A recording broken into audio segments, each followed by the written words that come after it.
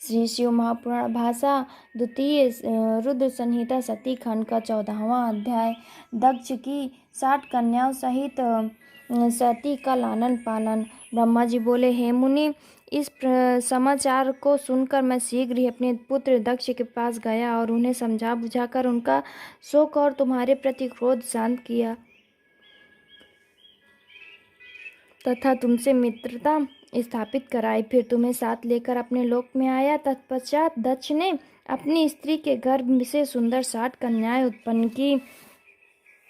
पुनः स्वास्थ्यचित हो धर्मादिकों से उनका विवाह कर दिया। तब उनमें से 10 कन्याएं धर्म को, 13 कश्यप को, 2 भूतांगी रस और कृशाश्व को और शेष गरुण को दे दी, जिनसे 3 लोक भर गया। इनमें कोई शिवा को बड़ी कहता तो कोई बीच को और कोई उन्हें सबसे छोटी, परंतु कल्प भेद से तीनों प्रकार सत्य है। कन्याओं की उत्पत्ति समय दक्ष ने अपनी स्त्री के साथ जगदम्बिका शिवा को मन में जो ध्यान कर उनकी स्तुति की थी, तो अनेकों क्रीड़ा करने वाली परमेश्वरी सबको मोहित कर अपने पिता से इस प्रकार बोली कि जिनमें उनकी माता भी ना सुन सके, और औरों की तो बात ही क्या। देवी ने कहा कि हे प्रजापति, तुमने कन्या के लिए पहले जो मेरी आराधना की उसके अनुसार तुम्हारा अभीष्ट सिद्ध हो, तुम तप करो। दक्ष से ऐसा कहकर देवी जी ने अपनी माया से बाल्य भाव धारण कर माता के पास जाकर बैठ गई और रोने लगी। तो उनके रुदन को सुन संभ्रम हो वहाँ बहुत सी स्त्रियां आ गईं। दासियां भी बड़े प्रेम से आई और उन आशिकी की कन्या शिवा को देखकर सारी स्त्रियां हर्षित हो गईं और सारे नगरवासी जय जय का शब्द करने लगे।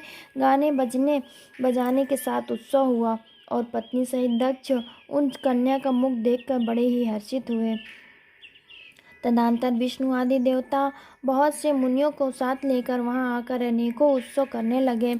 सबने दक्ष कन्या जगदीश्वरी को प्रणाम कर स्तोत्रों सहित उनकी स्तुति की। सब देवता जय शब्द उच्चारण कर दक्ष और वीरनी की प्रशंसा करने लगे। देवताओं की आज्ञा से दक्ष ने उनका नाम उमा रखा। फिर उनके और भी नाम हुए। दक्ष ने विष्णु और मुझको सब देवताओं और मुनियों को हाथ जोड़कर प्रणाम किया और यथोचित सबकी पूजा की। सबने दक्ष की प्रशंसा कर अपने स्थान का मार्ग लिया। वीरनी माता से विधिवत उस कन्या का संस्कार कराकर स्तनपान करा, विधान से उसे दूध पिलाया। माता वीरनी और महात्मा दक्ष ने बड़े प्रेम से उस कन्या का पालन किया।